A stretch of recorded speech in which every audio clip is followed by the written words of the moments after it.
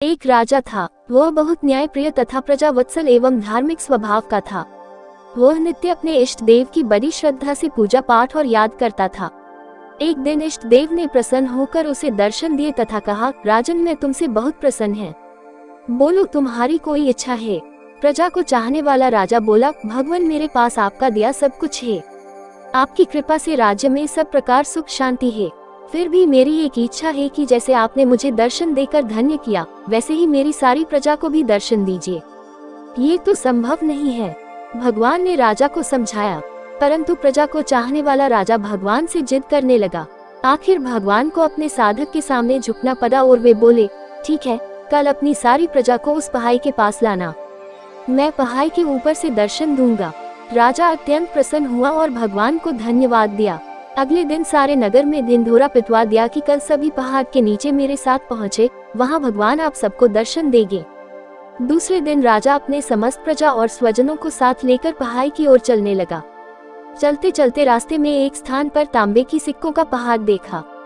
प्रजा में से कुछ एक उस ओर भागने लगे। तभी ज्ञानी राजा ने सबको सतर्क किया कि कोई उस ओर ध्यान न दे, क्योंकि तुम सब भगवान से मिलने जा रहे हो। इन तांबे के सिक्कों के पीछे अपने भाग्य को लात मत मारो। परंतु लोभ लालच में वशीभूत कुछ एक प्रजा तांबे की सिक्कों वाली पहाड़ी की ओर भाग गई और सिक्कों की गठरी बनाकर अपने घर की ओर चलने लगे। वे मन ही मन सोच रहे थे, पहले ये सिक्कों को समेट ले, भगवान से तो फिर कभी मिल लेंगे। राजा खिन्न मन से आगे बढ़े। कुछ दूर चलने पर चांदी की सिक्कों का चमचमाता पहाड़ दिखाई दिया। इस बार भी बचे हुए प्रजा में से कुछ लोग उस ओर भागने लगे और चांदी के सिक्कों को गठरी बनाकर अपनी घर की ओर चलने लगे। उनके मन में विचार चल रहा था कि ऐसा मौका बार बार नहीं मिलता है। चांदी के इतने सारे सिक्के फिर मिले न मिले, भगवान तो फिर कभी मिल जाएंगे। इसी प्रकार कुछ दूर और चलने पर सोने के सिक्कों का पहाड़ नजर आया। अब तो प्रजाजनों में बचे हुए सारे लोग तथा राजा के स्वजन भी उस ओर भागने लगे। वे भी दूसरों की तरह सिक्कों की गठरी लाद कर अपने अपने घरों की ओर चल दिए। अब केवल राजा और रानी ही शेष रह गए थे। राजा रानी से कहने लगे, देखो कितने लोभी ये लोग, भगवान से मिलने का महत्व ही नहीं जानते हैं। भगवान के सामने सारी दुनिया की दौलत क्या चीज है। सही बात है, रानी ने राजा की बात का समर्थन किया और वह आगे बढ़ने लगे।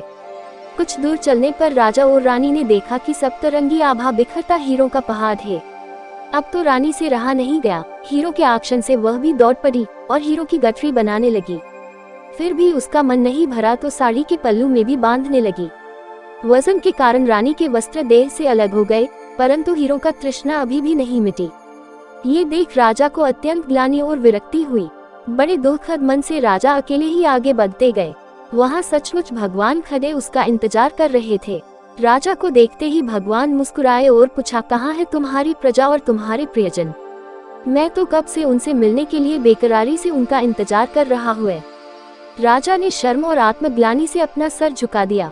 तब भगवान ने राजा को समझाया, राजन, जो लोग भौतिक सांसारिक प्राप्ति को मुझसे अधिक मानते हैं, उन्हें कदाचित मेरी प्राप्ति नहीं होती और वह मेरे स्नेह तथा आशीर्वाद से भी वंचित रह जाते हैं।